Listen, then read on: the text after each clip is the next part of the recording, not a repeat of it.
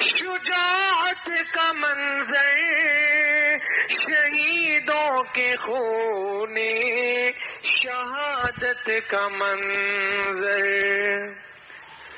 وہ دیکھو احد پر شجاعت کا منظر شہیدوں کے خون شہادت کا منظر وہ ہے سامنے سبز گنبد کا منظر اسی میں تو آرام فرما ہے سرور وہ ہے سامنے سبز گنبد کا منظر اسی میں تو آرام فرما ہے سرور صلی اللہ علیہ وسلم نظر ڈھونڈتی ہے دیار مدینہ ہے دل اور جاں بے قرار مدینہ ابو بکر و فاروق عثمان و حیدر یہی تھے یہ پروانہ شمع انور ابو بکر و فاروق عثمان و حیدر یہی تھے یہ پروانہ شمع انور یہیں سے تو اسلام پھیلا جہاں میں مدینے کا شہرا ہے ہفتہ آسماں میں یہیں سے تو اسلام پھیلا جہاں میں مدینے کا شہرا ہے ہفتہ آسماں میں نظر ڈھونڈتی ہے دیار مدینہ ہے دل اور جاں بے قرار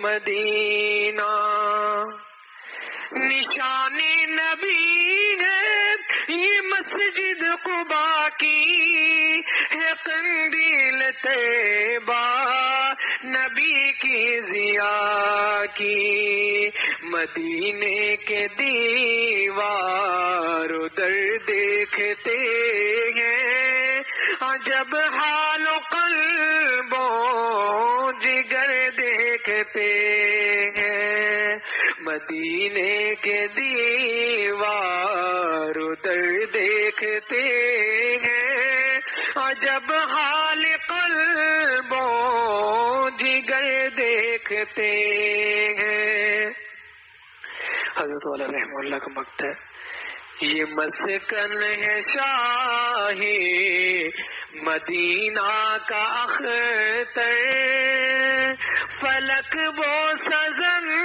ہے یہاں کی زمین پر یہ مسکن ہے شاہی مدینہ کا مظہر فلک وہ سزن ہے یہاں کی زمین پر نظر ڈھونڈتی ہے دیار مدینہ ہے دل اور جاں بے قرار مدینہ وہ دیکھو احد پر شجاعت کا منظر شہیدوں کے خون شہادت کا منظر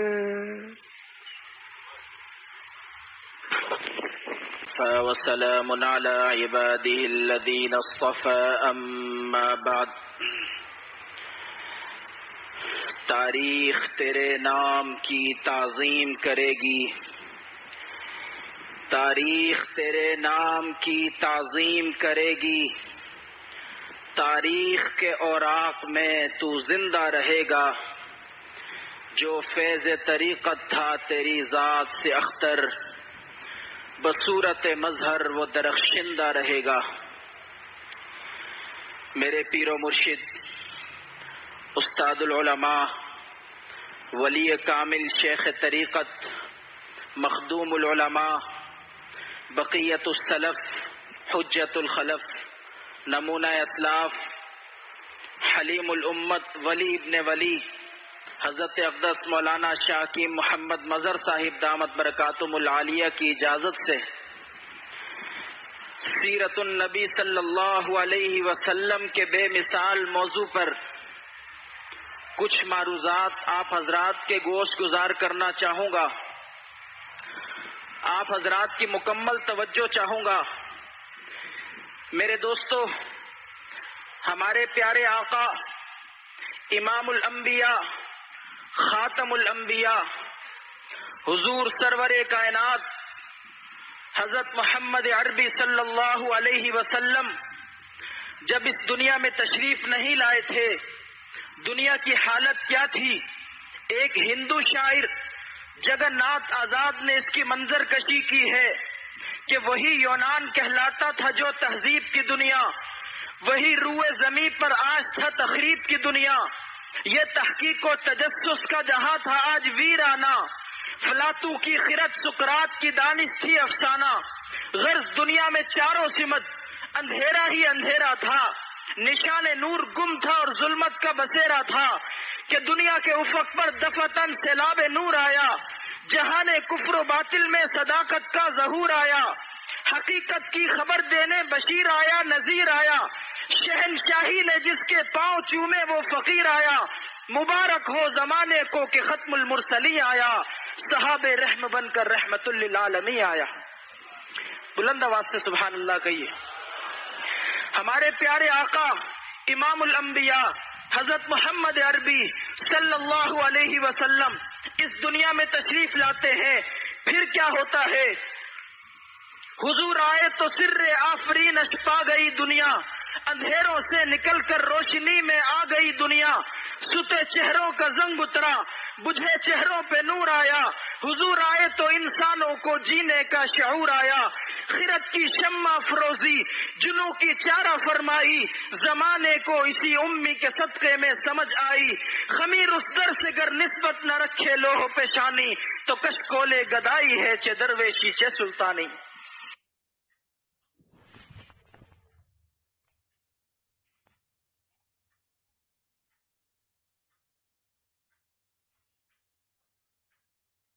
ہاشم رسول اللہ صلی اللہ علیہ وسلم کے پردادا کا صفاتی نام ہے.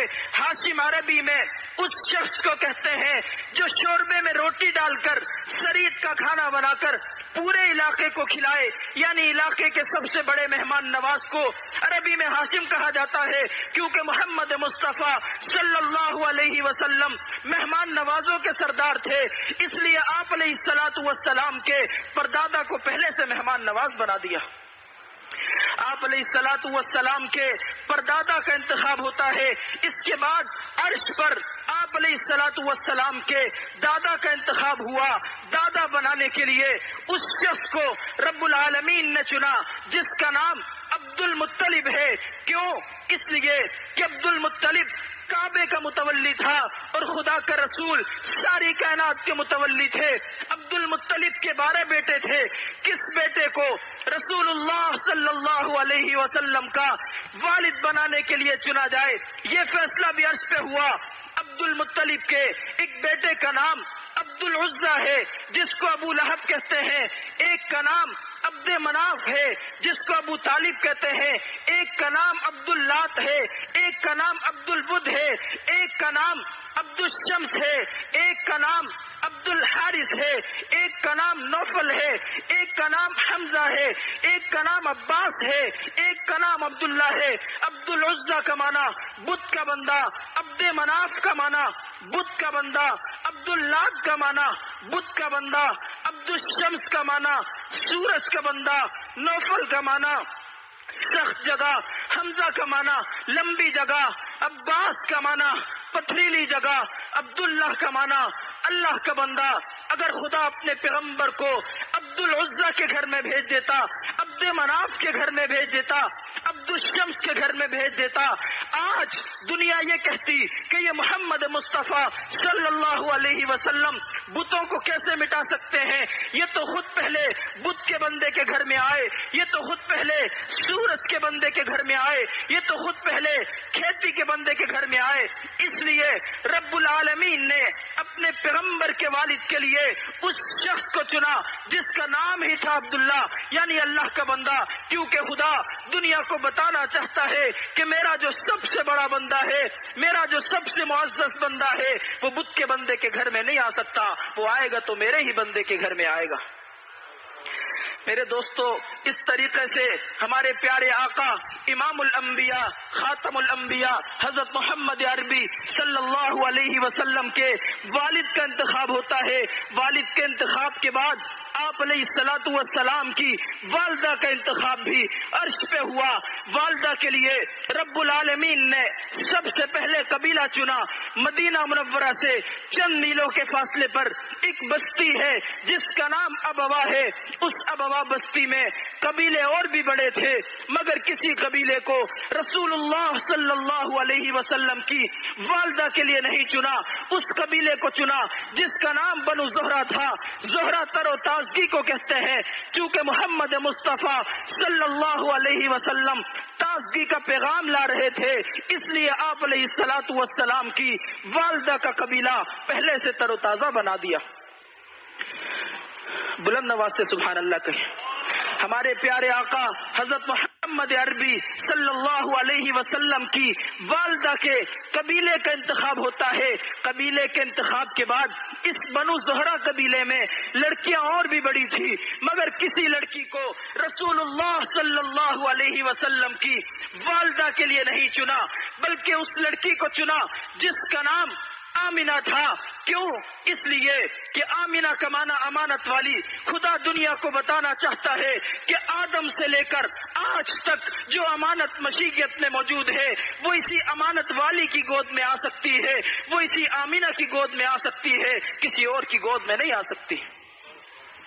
ہمارے پیارے آقا امام الانبیاء حضرت محمد عربی صلی اللہ علیہ وسلم کی والدہ کا انتخاب ہوتا ہے۔ اس کے بعد آپ علیہ الصلوۃ والسلام اس دنیا میں تشریف لاتے ہیں۔ آپ علیہ الصلوۃ والسلام کے نام کا انتخاب بھی عرش پہ ہوا کہ اس پیغمبر کا، اس اولو العزم نبی کا نام وہ رکھا جائے جو نام بھی بے مثال ہو، اس کا معنی بھی بے مثال ہو۔ اس سے پہلے اور نبیوں کے ناموں پہ غور کیجئے، ان کے معنی پہ غور کیجئے۔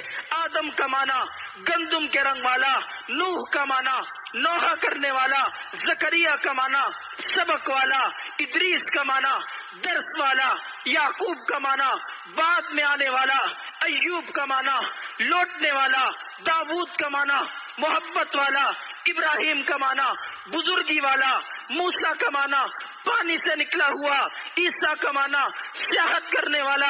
یہ نبیوں کے نام ہیں۔ ان کے مقابلے میں ہمارے پیغمبر آمنہ کے در یتیم حضرت محمد عربی صلی اللہ علیہ وسلم کے لیے وہ نام چنا رب العالمین نے جو نام ہے محمد۔ محمد ایسا نام ہے کہ ساری کائنات مل کر جس کی تعریف کرتی رہے، تعریف کرتی رہے، تعریف کرتی رہے، اور تعریف ختم نہ ہو تو محمد بنتا ہے۔ آپ علیہ الصلوۃ والسلام کا نام مبارک فرش پر محمد ہے، عرش پر رحمت ہے۔ دونوں ناموں میں کوئی نقطہ نہیں ہے۔ خدا دنیا کو بتانا چاہتا ہے کہ جس محمد عربی صلی اللہ علیہ وسلم کے نام میں کوئی نقطہ نہیں ہے، اس کے کردار میں بھی کوئی نقطہ نہیں ہے، اس کی سچائی میں بھی کوئی نقطہ نہیں ہے، اس کی صفات میں بھی کوئی نقطہ نہیں ہے۔ آپ علیہ الصلوۃ والسلام کے اس پیارے نام پہ غور کیجئے۔ ایک کافر ہے، دشمن ہے، گستاخ رسول ہے، مانتا نہیں ہے، لیکن جب بھی وہ ہمارے آقا کا نام لیتا ہے، محمد کہتا ہے، اس کے دونوں لب مل کر ہمارے آقا کے نام کا بوسہ دیتے ہیں۔ کتنا پیارا نام ہے میرے دوستو، یہ ایسا پیارا نام ہے کہ اس نام کو لینے والے کے دونوں لب مل جاتے ہیں۔ خدا دنیا کو بتانا چاہتا ہے جس میرے محبوب کا نام لینے سے تمہارے لب ملتے ہیں، اس کی بات مانو گے تمہارے دل مل جائیں گے۔ ہمارے پیارے آقا امام الانبیاء حضرت محمد عربی صلی اللہ علیہ وسلم کے نام مبارک کا انتخاب ہوتا ہے۔ اس کے بعد آپ علیہ الصلوۃ والسلام کے لیے دایا کا انتخاب ہوتا ہے، دایا کے لیے بھی رب العالمین نے سب سے پہلے قبیلہ چنا، قبیلہ وہ چنا جس کا نام بنو سعد ہے۔ سعد نیک بخت کو کہتے ہیں، چونکہ محمد مصطفیٰ صلی اللہ علیہ وسلم بخت والوں کے سردار تھے، اس لیے آپ علیہ الصلوۃ والسلام کی دایا کا قبیلہ پہلے سے بخت والا بنا دیا۔ اب اس قبیلے میں لڑکیاں اور بھی بڑی تھی، مگر کسی لڑکی کو رسول اللہ صلی اللہ علیہ وسلم کی دایا کے لیے نہیں چنا، بلکہ اس لڑکی کو چنا جس کا نام حلیمہ تھا۔ حلیمہ کا معنی حلم والی، کیونکہ محمد مصطفیٰ صلی اللہ علیہ وسلم حلم و بردباری کے پہاڑ تھے، اس لیے آپ علیہ الصلوۃ والسلام کی دایا کو پہلے سے حلم والا بنا دیا۔ ہمارے پیارے آقا امام الانبیاء حضرت محمد عربی صلی اللہ علیہ وسلم کی دایا کا انتخاب ہوتا ہے۔ اس کے بعد آپ علیہ الصلوۃ والسلام کی ازواج مطہرات کا انتخاب ہوتا ہے۔ سب سے پہلی عورت جو رسول اللہ صلی اللہ علیہ وسلم کی بیوی بنی ہے اس کا نام خدیجہ ہے۔ خدیجہ کا معنی حاجیوں کی خدمت کرنے والی، نبی امت کی خدمت کرنے والا، بیوی حاجیوں کی خدمت کرنے والی۔ ایک بیوی وہ دی جس کا نام ہے سودا، سودا کا معنی آرام والی، نبی بھی آرام والا، بیوی بھی آرام والی۔ ایک بیوی وہ دی جس کا نام ہے عائشہ، حضرت ابو بکر صدیق کی بیٹی ہے۔ عائشہ کا معنی عیش والی، راحت والی، آرام والی، زندہ رہنے والی، نبی بھی عیش والا، راحت والا، آرام والا، زندہ رہنے والا۔ ایک بیوی وہ دی جس کا نام ہے حفصہ، حفصہ کا معنی راتوں کو قیام کرنے والی، حضرت فاروق اعظم کی بیٹی ہے، نبی بھی راتوں کو قیام کرنے والا، بیوی بھی راتوں کو قیام کرنے والی۔ ایک بیوی وہ دی جس کا نام ہے زینب، زینب کا معنی استغفار والی، نبی بھی استغفار والا، بیوی بھی استغفار والی۔ ایک بیوی وہ دی جس کا نام ہے جویریہ، جویریہ کا معنی پڑوس والی، نبی بھی پڑوسیوں کے حقوق بتانے والا، بیوی بھی پڑوس والی۔ ایک بیوی وہ دی جس کا نام ہے میمونہ، میمونہ کا معنی بختوں والی، نبی بھی بختوں والا، بیوی بھی بختوں والی۔ ایک بیوی وہ دی جس کا نام ہے صفیہ، صفیہ کا معنی منتخب ہونے والی، نبی بھی منتخب ہونے والا، بیوی بھی منتخب ہونے والی۔ ہمارے پیارے آقا امام الانبیاء حضرت محمد عربی صلی اللہ علیہ وسلم کی ازواج مطہرات کا انتخاب ہوتا ہے۔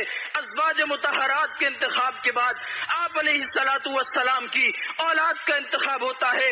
سب سے پہلا بیٹا جو رسول اللہ صلی اللہ علیہ وسلم کو عطا کیا گیا اس کا نام قاسم ہے۔ قاسم کا معنی تقسیم کرنے والا، نبی نے فرمایا انما انا قاسم واللہ یؤتی، کہ میں قاسم ہوں، تقسیم کرنے والا ہوں، دینے والا اللہ ہے، نبی بھی تقسیم کرنے والا، بیٹا بھی تقسیم کرنے والا۔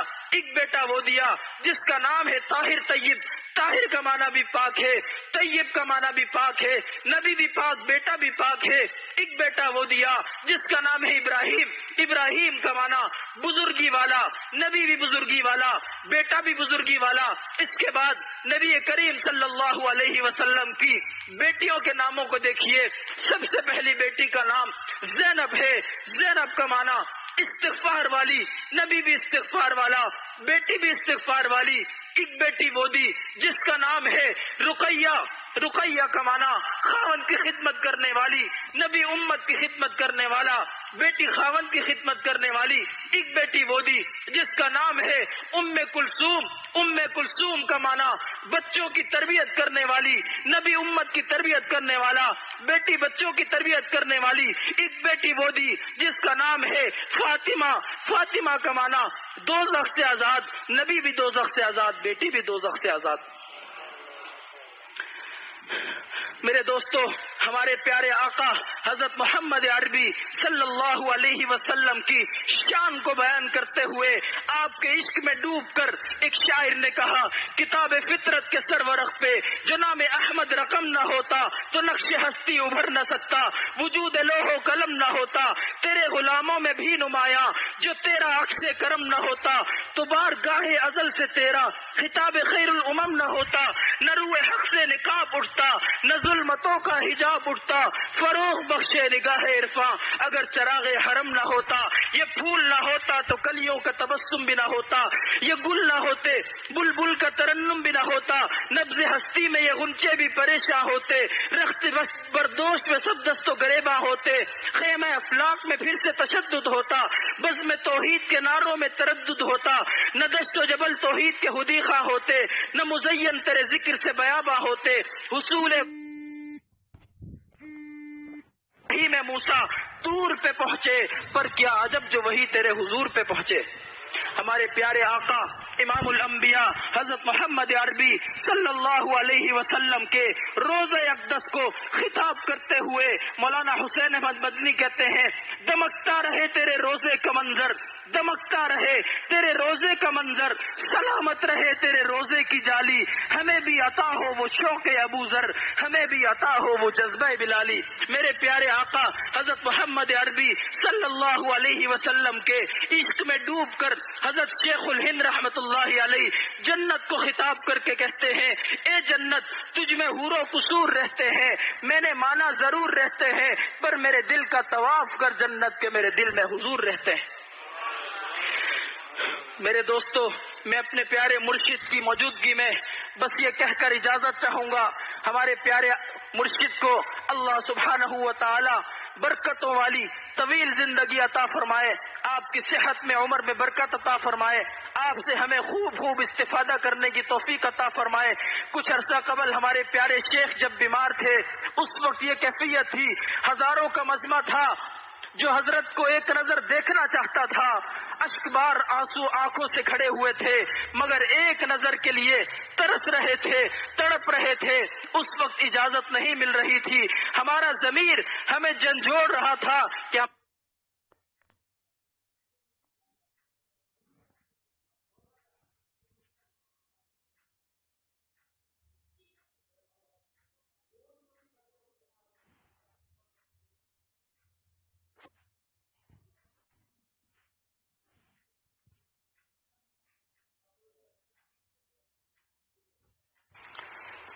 الحمد لله نحمده ونستعينه ونستغفره ونؤمن به ونتوكل عليه ونعوذ بالله من شرور أنفسنا ومن سيئات أعمالنا، من يهده الله فلا مضل له ومن يضلله فلا هادي له، ونشهد أن لا أما بعد فأعوذ بالله من الشيطان الرجيم، بسم الله الرحمن الرحيم، يا أيها الذين آمنوا اتقوا الله وكونوا مع الصادقين، صدق الله العظيم۔ يا رب صل وسلم دائما أبدا على حبيبك خير الخلق كلهم۔ محبت دونوں عالم میں یہی جا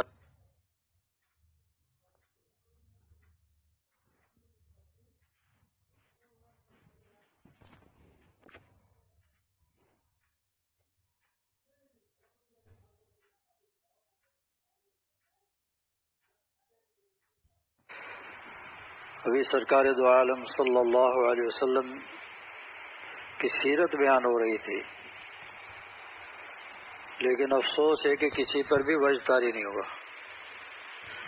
آج کسی سے محبت ہو، اس کی تعریف ہو تو آدمی وجد میں آ جاتا ہے، ماشاء اللہ سبحان اللہ کہتا ہے۔ دارالعلوم دیوبند میں ایک مرتبہ بیان ہوا، مجمع خاموش تھا، بیان بھی بہت علمی تھا ماشاء اللہ۔ صدر مفتی دارالعلوم دیوبند حضرت مفتی محمود حسن گنگوئی نور اللہ مرقدہ، جن کی فتاوی محمودیہ جس سے ہمارے تمام علماء آج کل استفادہ کرتے ہیں، فرمایا کہ اتنا عمدہ بیان، لیکن ایسا لگا کہ قبرستان میں بیان ہوا ہے۔ کسی کے منہ سے سبحان اللہ نہیں نکلا، کسی کے منہ سے الحمدللہ نہیں نکلا، کسی کے منہ سے ماشاء اللہ نہیں نکلا۔ کوئی شاعر جب اپنے کلام کو سنتا ہے، جب لوگ وجد میں آتے ہیں تو وہ خوش ہو جاتا ہے کہ کہ لوگ میرے کلام کو سمجھ رہے ہیں، اس کی داد دے رہے ہیں۔ تو اللہ تعالیٰ کی سب سے محبوب ترین کائنات میں کون شخصیت ہے؟ حضور پاک صلی اللہ علیہ وسلم۔ اب تو نام نکل رہا ہے، لیکن بیان کے دوران کسی کے سمجھ میں نہیں آ رہا تھا کہ کون ہے، کہ آپ صلی اللہ علیہ وسلم کی حمد بیان ہو رہی، آپ کی شان میں سیرت بیان ہو رہی آپ کی، تو خود وجد آنا چاہیے۔ اور اس موضوع کی اس زمانے میں بہت شدید ضرورت ہے، چونکہ قادیانیت کا زور ہے پوری دنیا میں، اس کو مرزا غلام کو آگے لانے کی کوشش ہو رہی ہے۔ نعوذ باللہ من ذالک۔ اللہ کا نبی جس کے بارے میں پورا قرآن کریم بھرا ہوا ہے، کہیں یا ایھا المزمل، کہیں والشمس والضحیٰ، یعنی پورا قرآن کریم اللہ تعالیٰ خود اپنے پیارے حبیب صلی اللہ علیہ وسلم کا ذکر فرما رہے ہیں اپنے کلام میں۔ اس کا ذکر کہاں سے لاؤ گے؟ آپ صلی اللہ علیہ وسلم کی شان عجیب کہ آپ کے جسم مبارک پر کسی کا ہاتھ لگ گیا صحابی کا، مرتے دم تک اس کے ہاتھ سے ایسی خوشبو آتی تھی جیسے مشک اور عنبر کی، اور اس ملعون کے جسم پر جس کا ہاتھ لگ گیا مرتے دم تک ایسی بدبو، چونکہ اجابت پاخانہ منہ سے نکل رہا تھا، حتیٰ کہ مال گاڑی سے لوگوں نے اتار دیا کہ ہم ٹرین میں سفر نہیں کریں گے، تو اس کو لکڑی کی ٹال، پہلے زمانے میں لکڑی کی ٹال جاتی تھی جلانے کے لیے، اس میں اس کی لاش کو رکھا، تو وہ بھی تعفن سے پوری بوگی بھر گئی، پھر راستے میں اتارا گیا اس کو۔ کہاں آپ صلی اللہ علیہ وسلم کی شان، اللہ اکبر، کہ جہاں سے آپ صلی اللہ علیہ وسلم گزر جاتے تھے، صحابہ کرام دن میں کسی وقت بھی گزرتے تھے تو کھڑے ہو کر سنتے تھے، میرے آقا صلی اللہ علیہ وسلم ادھر سے گزرے، یہ تمہیں کیسے پتہ چلا؟ میرے آقا کی خوشبو آ رہی ہے، میرے آقا کی خوشبو آ رہی ہے۔ اللہ تعالیٰ نے اگر اس کائنات کو وجود نہ بخشنا ہوتا، آپ صلی اللہ علیہ وسلم کو پیدا نہ کرنا ہوتا، تو اللہ تعالیٰ اس کائنات کو وجود بھی نہ بخشتے۔ آپ کی وجہ سے اس کائنات کو اللہ نے وجود بخشا۔ پھر ساری زندگی آپ کلمہ پڑھتے رہے، لا الہ الا اللہ اور محمد رسول اللہ نہ کہیں تو مسلمان ہوں گے؟ اب نہیں۔ اب تیرا نام بھی آئے گا میرے نام کے ساتھ، اللہ تعالیٰ فرماتے ہیں اپنے محبوب کو خطاب کر کے، اب تو تیرا نام بھی آئے گا میرے نام کے ساتھ، جو پڑھے گا لا الہ الا اللہ ضرور پڑھے گا محمد رسول اللہ، کہ نہیں ہے کوئی معبود سوائے اللہ کے، اور محمد صلی اللہ علیہ وسلم اللہ کے پیارے، اللہ کے محبوب ہیں۔ اس لیے جب آپ صلی اللہ علیہ وسلم کی شان میں سیرت پہ کچھ بیان ہو، اور پھر اتنا تفصیلی بیان پورے خاندان کا ہے، ایک ایک چیز کا بیان ہے، تو آپ لوگوں کو وجد آنا چاہیے کہ واقعی اللہ تعالیٰ نے کس طرح انتخاب فرمایا آپ کا ہے۔ پھر صحابہ کرام بھی منتخب تھے، اللہ نے انتخاب کر کے اپنے پیارے حبیب صلی اللہ علیہ وسلم کی غلامی میں ان کو بھیجا ہے۔ اسی زمانے میں آپ صلی اللہ علیہ وسلم نے خطبے میں کیا ارشاد فرمایا؟ اللہ اللہ فی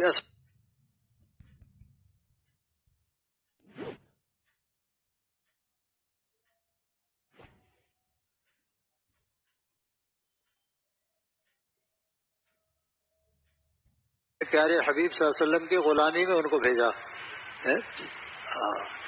اسی زمانے میں آپ صلی اللہ علیہ وسلم نے خطبے میں کیا ارشاد فرمایا؟ اللہ اللہ فی اصحابی، اللہ اللہ کا کیا ترجمہ ہے؟ اتق اللہ اتق اللہ، اللہ سے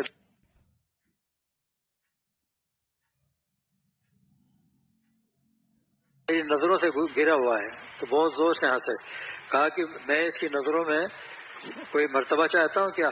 ایسی خبر مت لایا کرو، وہ بیوقوف، اس کو کیا پتا؟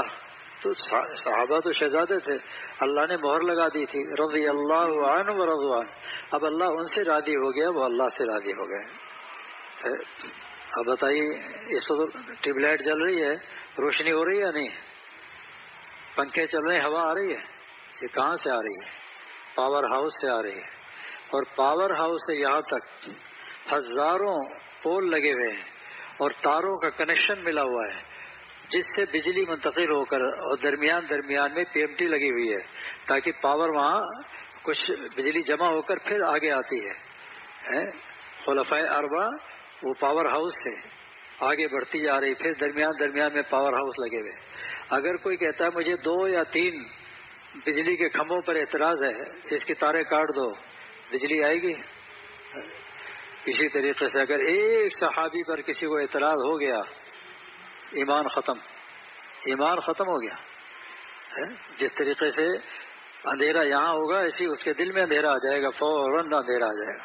ہاں، اسی لیے جب آئے آپ صلی اللہ علیہ وسلم کا نام، فوراً کہو صلی اللہ علیہ نبی الکریم. ہمارے دور حدیث میں طلبا کو اس میں باقاعدہ یاد کرایا جاتا ہے. الحمدللہ جیسے ہی کہتے ہیں ہم صلی اللہ، تو سب طالب علموں کی آواز اتنی آواز ہوتی کہ وہ خود سن لیتے ہیں، اس کی آواز محسوس ہوتی ہے.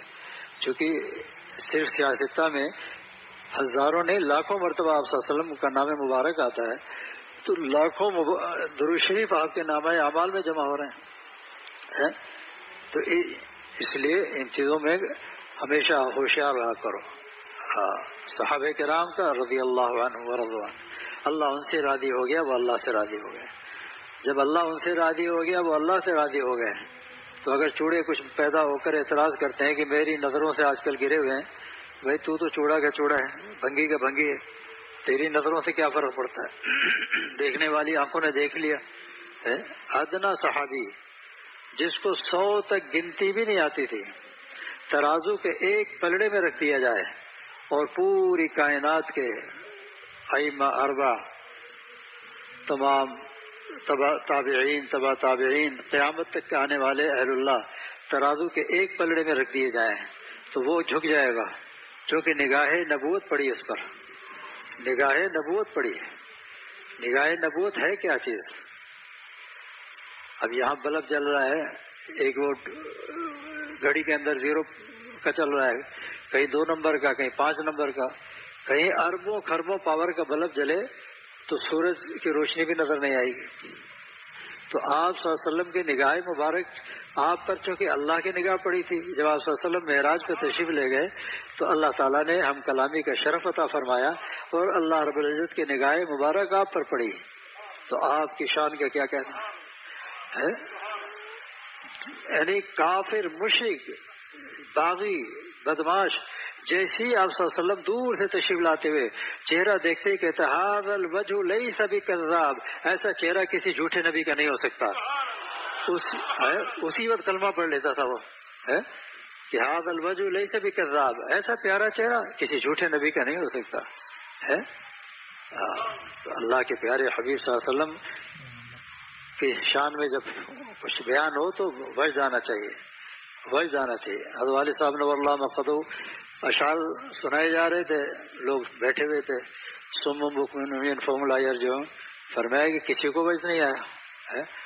دنیاوی اشعار میں تو وجد آتا ہے تو شاعر خوش ہوتا ہے، اور اللہ کے محبوب صلی اللہ علیہ وسلم کا ذکر ہوتا ہے تو اللہ تعالیٰ عرش سے خوش ہوتے ہیں کہ میرے بندوں نے میرے محبوب کو کچھ پہچان لیا ہے. میرے بندوں نے میرے محبوب کو کچھ پہچان لیا ہے.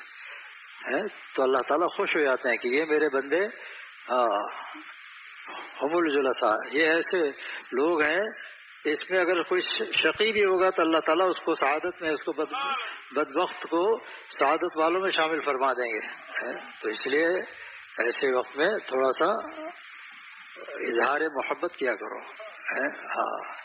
لوگ کتنا پوری دنیا لگی ہوئی ہے، کتنے ملعونوں کو آگے لانے کی کوشش ہو رہی کہ یہ پیغمبر وہ پیغمبر.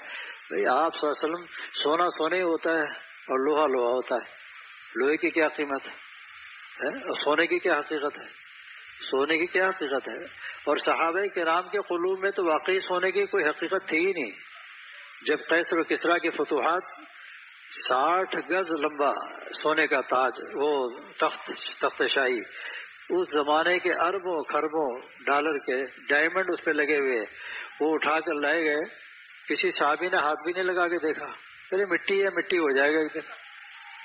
ما عندکم ینفد وما عند اللہ باق، جو تمہارے پاس ہے وہ سب فنا ہو جائے گا، جو تم نے اللہ کے پاس جمع کر دیا وہ باقی رہنے والا ہے. ابھی نماز پڑھی وہ باقی ہو گئی، بیان سنا یہ باقی ہو گیا. تو صحابہ کرام نے جب سارا مال آ گیا تو امیر المومنین نے کہا سپہ سالار کو بلا کر، مال پورا نہیں ہے، کچھ کم معلوم ہو رہا ہے. وہ حیران کہ یا امیر المومنین آپ تو اس جہاد میں شریک نہیں تھے، آپ کو کیسے پتہ چلا؟ فرمایا کہ یہ سونے چاندی کے ڈھیر واللہ میری نظروں میں مٹی ہیں، کوئی حیثیت نہیں. میری نگاہیں اس چیز کو تلاش کر رہی ہے جس کو آپ صلی اللہ علیہ وسلم نے اپنی زبان مبارک سے ارشاد فرمایا تھا کہ اے صحابہ، ایک وقت آنے والا ہے کہ قیصر و کسریٰ کی شہزادیوں کے کنگن تمہارے قدموں میں پڑے ہوں گے. تو خدا کی قسم یہ مٹی کا ڈھیر ہے، میری نگاہ اس چیز کو تلاش کر رہی ہے جس کو میرے محبوب صلی اللہ علیہ وسلم نے اپنی زبان سے ذکر فرمایا تھا. اب جناب دوبارہ بوروں کو جھاڑا گیا. آج کل کے بورے ایسے ہیں تو 1400 سال پہلے کے بورے کیسے ہوں گے؟ تو وہ کنگن جو تھے اس کے کڑے جو تھے اس میں پھنسے ہوئے تھے، تو اس کو جھاڑ کر کے لا کر فرمایا کہ اب مال پورا ہو گیا. کہا آپ کو کیسے پتہ چلا؟ کہا آپ صلی اللہ علیہ وسلم کا قول سچا ہے، جو آپ نے فرما دیا وہ ہو کر رہے گا، وہ ہو کر رہے گا.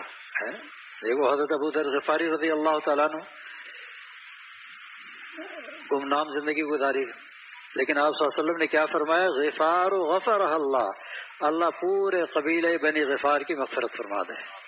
فرمایا میں نہیں کہہ رہا ہوں، اللہ تعالیٰ کا حکم ایسا کہو، یعنی حدیث قدسی ہے. حدیث قدسی هو الکلام الذی یبینہ النبی بلفظہ وینسبہ الی ربہ، وہ کلام جس کو نبی کریم صلی اللہ علیہ وسلم بیان فرمائے نسبت اللہ تعالیٰ کی طرف فرمائے. پھر فرمایا کہ امرت بحب اربع، مجھے 4 اشخاص سے محبت کرنے کا اللہ نے حکم دیا ہے. وَأَخْبَرَنِي اللَّهُ يُحِبُّهُمْ، اللہ نے اس کی بھی خبر دی کہ اللہ بھی ان 4 سے محبت فرماتے ہیں. اب 1 لاکھ سے زائد صحابہ سب پریشان ہے. سوال کیا من ہم یا رسول اللہ، اے اللہ کے محبوب وہ کون سے اشخاص ایسے ہیں؟ ارشاد فرمایا علی ان میں سے، علی ان میں سے، ابو ذر غفاری ان میں سے، سلمان فارسی، مقداد ابن اسود اس میں. 1 عرب اور 3 عجم. اس سے پتہ چلا کہ اسلام کے اندر صوبائیت، عصبیت، لسانیت کا وجود ہی نہیں ہے. اور اس کی مثال 1400 سال ہو گئے اور دینی مدارس میں اس کی مثال نظر آتی ہے. ایک ہی کمرے میں ہر زبان کا طالب علم ہوتا ہے، ہر علاقے کا طالب علم ہوتا ہے. یونیورسٹی کے اندر تو بلاک ہوتے ہیں، یہ سندھ کا بلاک ہے، یہ پنجاب کا بلاک ہے، یہ بلوچستان کا بلاک ہے، وہ ادھر نہیں آ سکتا، یہ ادھر نہیں جا سکتا. لیکن دینی اداروں کے اندر کبھی چور چرابی نہیں ہوتی، نہ کوئی لڑائی تو دور کی بات ہے، شیر و شکر ہو کر رہتے ہیں. تو معلوم ہوا کہ اسلام کے اندر یہ چیزیں ہے ہی نہیں. آج ہم سے پوچھتے ہیں تو ہم اپنی قومیت بتاتے ہیں، لیکن آپ صلی اللہ علیہ وسلم تشریف لے جا رہے ہیں اور جب غفیر دیکھا آپ نے تو سوال فرمایا من القوم، تمہاری قومیت کیا ہے؟ سب نے کہا نحن المسلمون، ہم سب کے سب مسلمان ہیں. تو آپ صلی اللہ علیہ وسلم خوش ہو گئے کہ ہم سب کے سب مسلمان ہیں. آپ سے بھی پوچھے نا پانکیر کہو پہلے مسلمان ہے، پھر اس کے بعد بتاؤ کہ فلاں علاقے کا ہو. بھائی اصل ہم سب کے سب کہاں کے ہیں؟ جنت سے آئے ہیں، جنت سے آئے ہیں اور جنت کی طرف رواں دواں ہیں.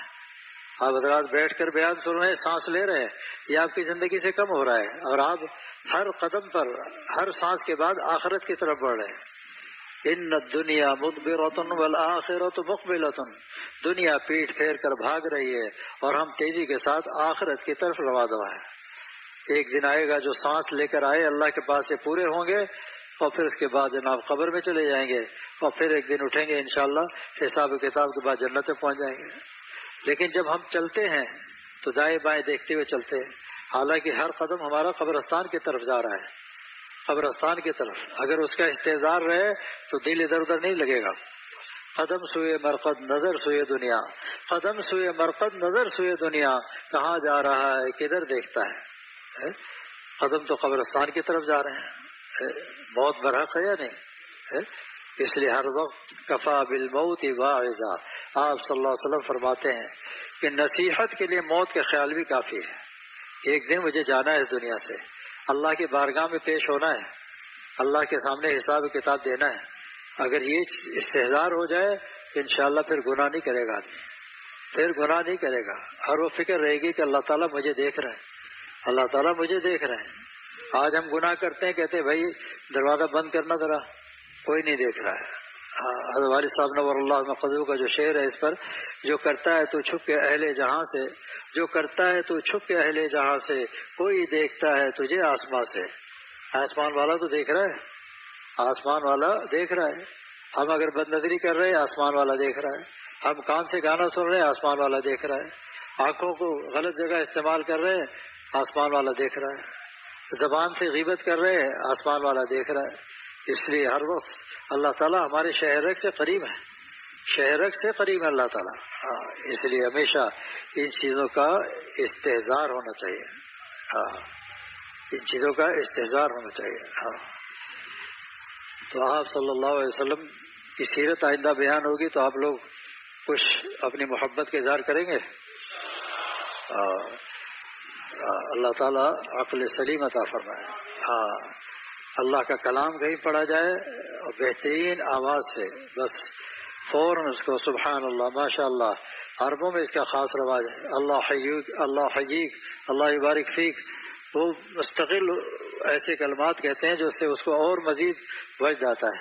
جیسے حضرت ابی بن کعب رضی اللہ تعالیٰ عنہ، آپ صلی اللہ علیہ وسلم فرمایا کہ تم رات تلاوت کر رہے تھے؟ یا رسول اللہ میں کر رہا تھا، اللہ تعالیٰ سن رہے تھے۔ اچھا اللہ سمانی، اللہ نے میرا نام بھی لیا؟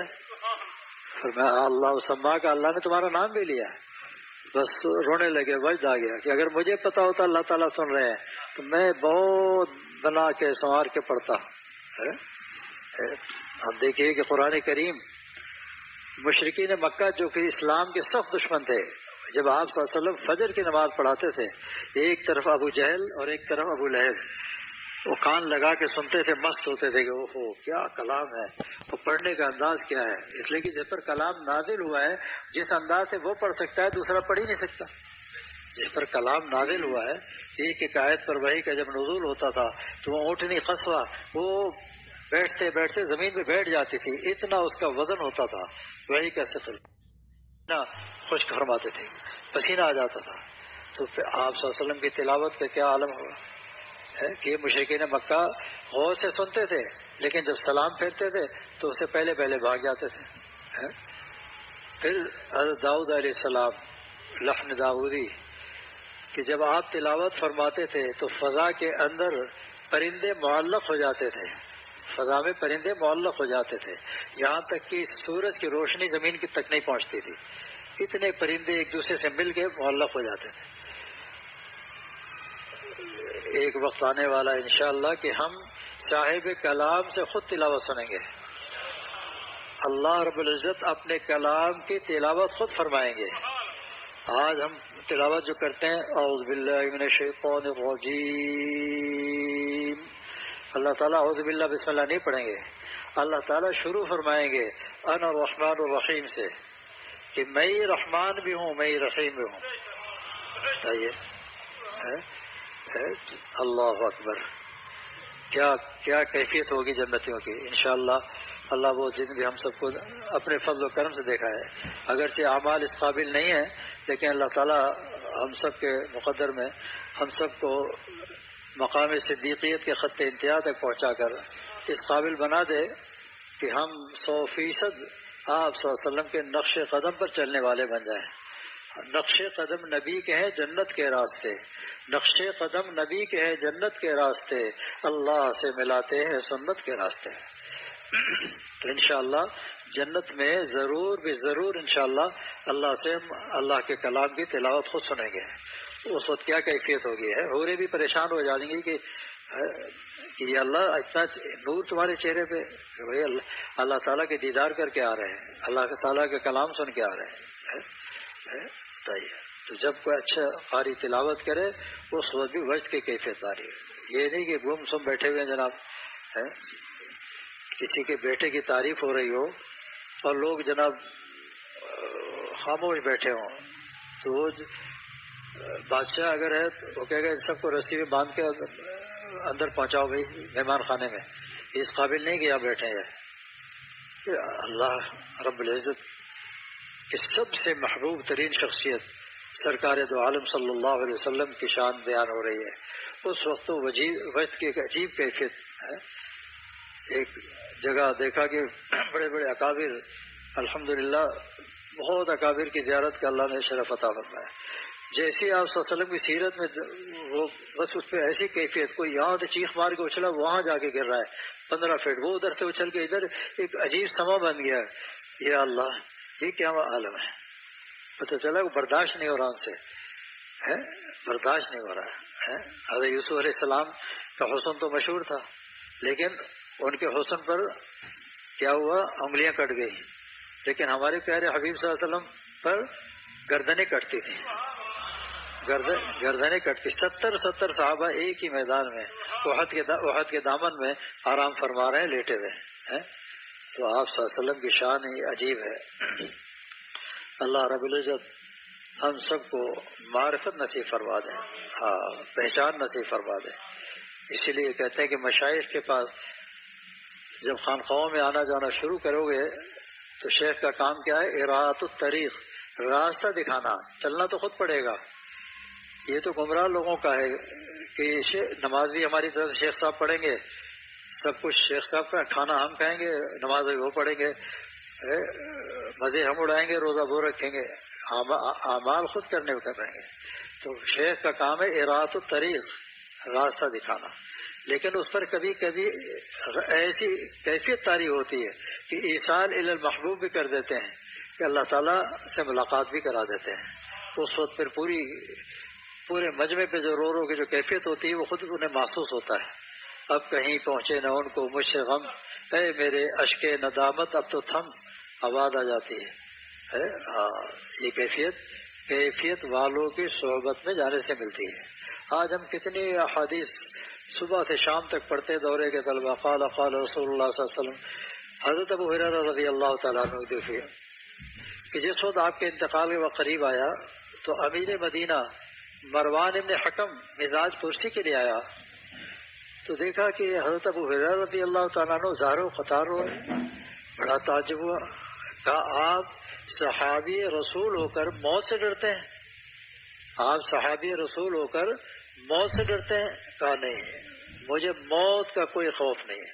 فإنی لا ابکی علی دنیاکم یا مروان، اے مروان ابن حکم، میں تمہاری دنیا کے چھوٹنے کی وجہ سے نہیں رو رہا ہوں، ولیکن ابکی علی بعد سفری وقلت زادی، میں تو اس لیے رو رہا ہوں کہ میرا طویل سفر آخرت شروع ہونے والا ہے اور میرے پاس زیادہ راہ کی کمی ہے. بتائیے، اللہ اکبر. پھر آسمان کی طرف چہرہ اٹھایا اور یہ دعا مانگی، اللہم انی احب لقاءک فاحبب لقائی. اے رب کریم، میں آپ کی ملاقات کا مشتاق ہوں، آپ بھی میری ملاقات کو پسند فرما لیے. یہ کہتے ہوئے کلمہ پڑھتے ہوئے دنیا سے تشریف لے گئے. یہ کیفیت ہمیں کیوں نہیں؟ اس لیے کہ صاحب کیفیت سے زیادہ رابطہ نہیں رہا. چونکہ ہم سیاستہ پوری پڑھ لیں. الفاظ یہ بھی بہت بڑی نعمت ہے کہ جو کلام سرکار دو عالم صلی اللہ علیہ وسلم کی زبان مبارک سے نکلا اور مکۃ المکرمہ مدینہ منورہ کی فضاؤں میں گونجتا تھا، آج ہم نے اپنے کانوں سے سن لیا اور عبارت پڑھنے والے نے اپنی زبان سے ادا کر دیا.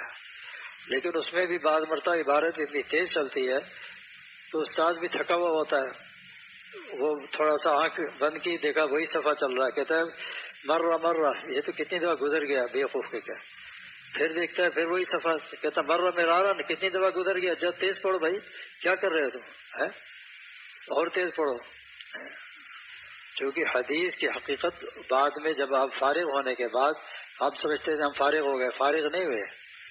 اب تو دورے سے فارغ ہونے کے بعد گویا قدم رکھ رہے ہیں ابھی. جیسے حدیث میں آتا ہے نا، لا يدخل الجنت خطاط. کیا ترجمہ ہے؟ چغل خور جنت میں نہیں جائے گا. کوئی شخص ہے جو چغل خوری نہ کرتا ہو، کیا مطلب کہ کوئی جنت میں نہیں جائے گا. لفظی ترجمہ تو یہی ہے. نقل الکلام علی وجہ الفساد، وہ جنت میں نہیں جائے گا. ادھر کی بات ادھر کرنا، مسلمانوں میں لڑائی پیدا کرنے کے لیے اور نفاق پیدا کرنے کے لیے، انتشار پیدا کرنے کے لیے، وہ جنت میں نہیں جائے گا. نقل الکلام علی وجہ الاصلاح، ادھر کی بات ادھر جا کر کرنا اصلاح کے لیے، وہ سیدھا جنت میں جائے گا. وہ سیدھا جنت میں جائے گا. دو مسلمانوں میں نزاع ہوا، ایک اس کو قتل کے در پہ، وہ اس کو تلاش کر رہا ہے، وہ اس کو تلاش کر رہا ہے. اب اس نے یہ دیکھا کہ یہ دونوں مسلمان بھائی ہمارے لڑ رہے ہیں، اس کے پاس گیا کہ وہ تمہیں بڑی دعائیں کر رہا تھا. نہیں جھوٹ نہیں بولو. کہا نہیں میں ابھی سن کے آیا، بہت دعا، سجدے میں دعا کر رہا تھا تمہارے لیے. اچھا واقعی تم نے خود سنا ہے؟ کہا اچھا. پھر وہ تھوڑا سا نرم ہوا، اس کو جا کے بتایا وہ تمہارے لیے رو رو کے دعا کر رہا ہے. یہاں تک کہ 3 دن محنت کی، پھر دونوں کو لا کر گلے ملا دیا، معانقہ کرا دیا. اب اس کے ہر لفظ سے اس کو ثواب مل رہا ہے. 2 مسلمانوں کو جوڑ دیا نا اس نے. اتفاق میں اللہ نے بڑی برکت رکھی ہے. ہاں اس لیے علماء کرام کو تو خصوصی طور پر چاہیے کہ ہمیشہ اتفاق میں ایک دوسرے سے ہاتھ پکڑ کے رکھیں. ہاں جب بھی عہد صحابہ میں شبہ ہوا کہ کوئی باہر کا تو نہیں آ گیا تو سب نے ایک دوسرے کا ہاتھ پکڑ لیا. اب جو دشمن تھا وہ پیچھے ہٹ گیا، اس لیے کہ وہ کس کا ہاتھ پکڑے، وہ پہچانتا ہی نہیں کسی کو. کیا حکمت تھی، اللہ اکبر.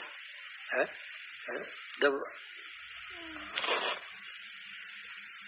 انبیاء کرام کی عقل جو ہے کامل ہوتی ہے، ہم لوگ کی عقل ناقص ہے، لیکن انبیاء کرام کی عقل کامل ہوتی ہے. ایک غزوے کے اندر بہت بڑا لشکر اور اس کا ایک آدمی پکڑا گیا تو صحابہ کرام نے اس کی خوب گوش مالی کی. وہ رو رہا ہے، بتا نہیں رہا ہے کہ تعداد کتنی ہے. تو آپ صلی اللہ علیہ وسلم نے دریافت فرمایا کہ یہ کیوں آواز کیسی شور کی؟ کہا یا رسول اللہ یہ تعداد نہیں بتا رہا ہے. فرمایا تنگ نہیں کرتے، بری بات، لے آؤ اس کو. آپ صلی اللہ علیہ وسلم نے بٹھایا، پیار محبت سے باتیں شروع کی. باتوں کے درمیان پوچھا کہ تمہارے کافی ساتھی ہوں گے؟ کہا یار تو گوشت بھی ملتا ہے کھانے کو؟ کہا ہاں ملتا ہے یا رسول اللہ، گوشت ملتا ہے. اچھا کتنا گوشت پکتا ہے؟ کہا 10 اونٹ ذبح ہوتے ہیں روز، 10 اونٹ روز ذبح ہوتے ہیں. فرمایا بھائی آؤ مسئلہ حل ہو گیا. 100 آدمی 1 اونٹ کا گوشت کھا لیتے ہیں تو 1000 کا لشکر ہے، کیوں پریشان ہوتے ہیں؟ کیوں مار رہے ہو، پریشان کر رہے ہو؟ 1 سیکنڈ میں مسئلہ حل ہو گیا. تو اللہ رب العزت خصوصی کرم فرماتے، ہم سب کے ساتھ اللہ تعالیٰ کرم کا معاملہ فرما دے، رحم کا معاملہ فرما دے. اور جو آیت پڑھی اللہ تعالیٰ اس پہ عمل کی توفیق عطا فرمائے. یا ایھا الذین آمنوا، اے ایمان والو، اتقوا اللہ، تقوی اختیار کرو. تقوی کس چیز کا نام ہے؟ کف النفس عن الہوا. نفسانی خواہش پیدا ہو پھر اپنے آپ کو روکے، جان کی باتیں لگا دے. نہیں ہوں کسی کا تو کیوں ہوں کسی کا، انہی کا ہوا جا رہا ہوں. اللہ کا بن جائے بس. کہتے میں کسی کو اللہ کو ناراض نہیں کروں گا کچھ بھی ہو جائے. اللہ کو ناراض نہیں کروں گا چاہے کچھ بھی ہو جائے. آج کہتے ہیں اللہ تعالیٰ ہر وقت تھوڑی دیکھتے ہیں. ارے بھائی اللہ تعالیٰ 24 گھنٹے دیکھتے ہیں. کہتے ہیں ہم سمجھتے ہیں اللہ میاں کی آنکھیں ہماری طرح ہوں گی. بھائی دنیا کے اربوں خربوں جو درخت ہیں اس کا ہر پتا اللہ کی آنکھ ہے. سمندر کا ہر قطرہ اللہ کی آنکھ ہے. دریا کا ہر قطرہ اللہ کی آنکھ ہے. ریت کے ذرات ہیں ہزاروں میل دشت کے علاقے، یہ سب ریت کے ایک ذرہ اللہ کی آنکھ ہے. اللہ تعالیٰ ان آنکھوں کے محتاج نہیں ہے. اللہ تعالیٰ ان آنکھوں کے محتاج نہیں ہے.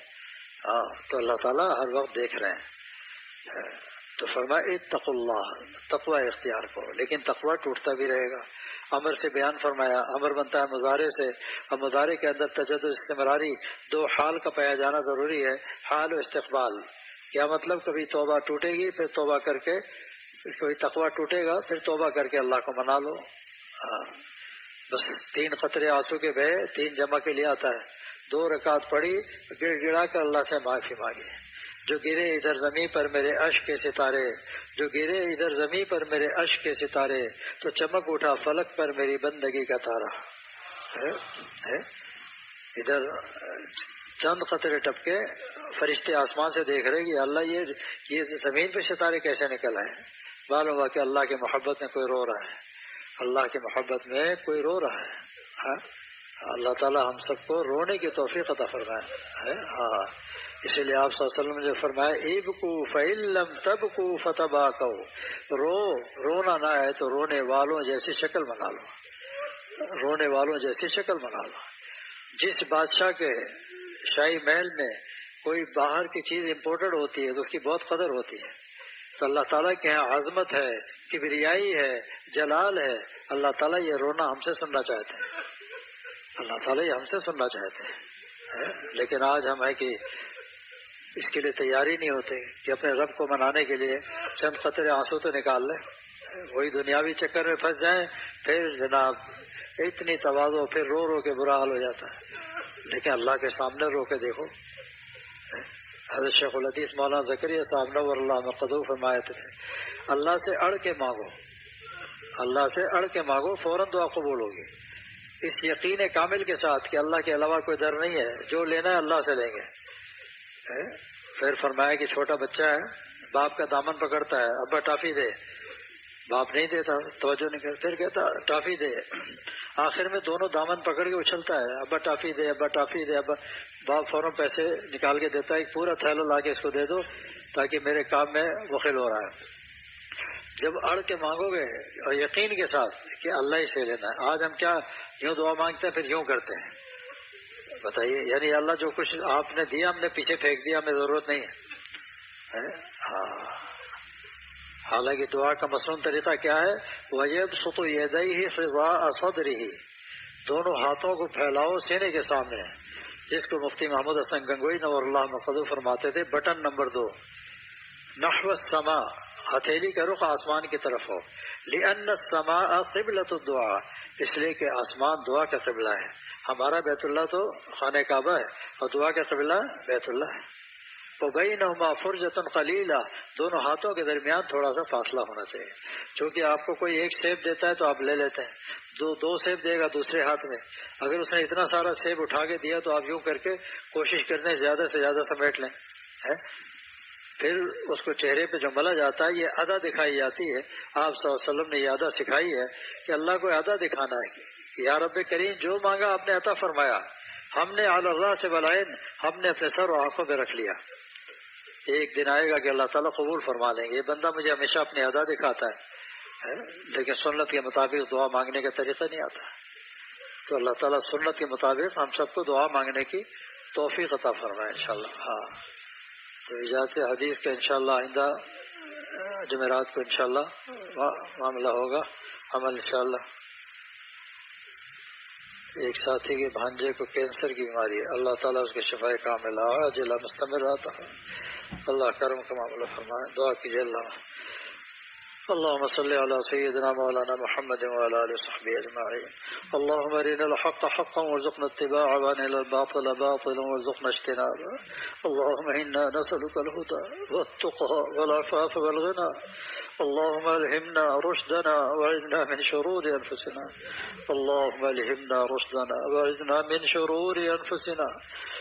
یا رب کریم، یا رب کریم رحم کا کرم کا معاملہ فرما، یا رب کریم رحم کا کرم کا معاملہ فرما، یا رب کریم ہر قسم کے شرور و فتن، ہر قسم کے امتحان ابتلا سے ہم سب کی حفاظت فرما، یا رب کریم ہر قسم کے شرور و فتن سے ہم سب کی حفاظت فرما، یا رب کریم ہم سب کو تقوی والی حیات نصیب فرما، حیات اولیاء، حیات اتقیاء، حیات اصفیاء نصیب فرما، یا رب کریم رحمتوں کا نزول فرما، رحمتوں کی بارش فرما، ہمارے قلوب پر اپنے محبت کی بارش فرما، یا رب کریم ہمارے قلوب پر اپنی محبت کی بارش فرما، یا رب کریم ہمارے قلوب کو اپنے محبت کے لیے منتخب فرما، یا رب کریم ہمارے قلوب کو اپنی محبت کے لیے منتخب فرما لے، یا رب کریم خصوصی کرم فرماتے ہوئے ہم سب کو عزت فرما کے اپنا مقبول اپنا محبوب بنا لے، ہم میں سے کسی ایک کو محروم نہ فرما، یا رب کریم ان تمام طلبہ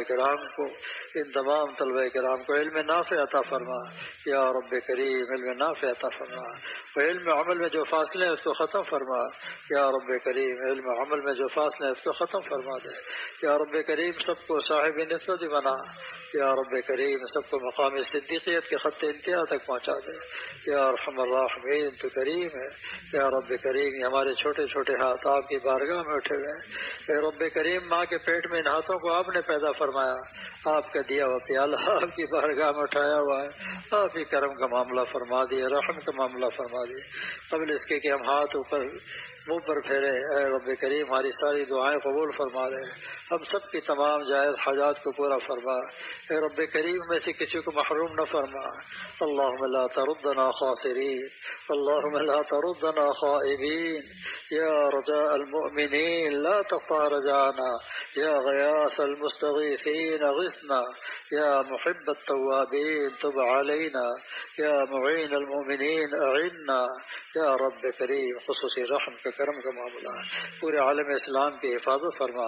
یا رب کریم پورے عالم اسلام کی حفاظت فرما. یا رب کریم خصوصی طور پر ہمارے پڑوس میں اے رب کریم ان کو استقامت بھی نصیب فرما، ہر فتنوں سے ان کی حفاظت فرما. خصوصی کرم کا رحم کا معاملہ فرما. یا رب کریم خصوصی کرم کا رحم کا معاملہ فرما. یا رب کریم خصوصی کرم کا رحم کا معاملہ فرما. یا رب کریم، یا رب کریم نفس و شیطان کے شرور فتن سے ہم سب کی حفاظت فرما. یا رب کریم نفس و شیطان کے شرور فتن سے ہم سب کی حفاظت فرما. رحم کا کرم کا معاملہ فرما. یا رب کریم رحم کا کرم کا معاملہ فرما. ربنا تقبل منا انك انت السميع العليم وتب علينا انك انت التواب الرحيم. وصلى الله تعالى على خير خلقه محمد وعلى آله وأصحابه أجمعين برحمتك يا أرحم الراحمين.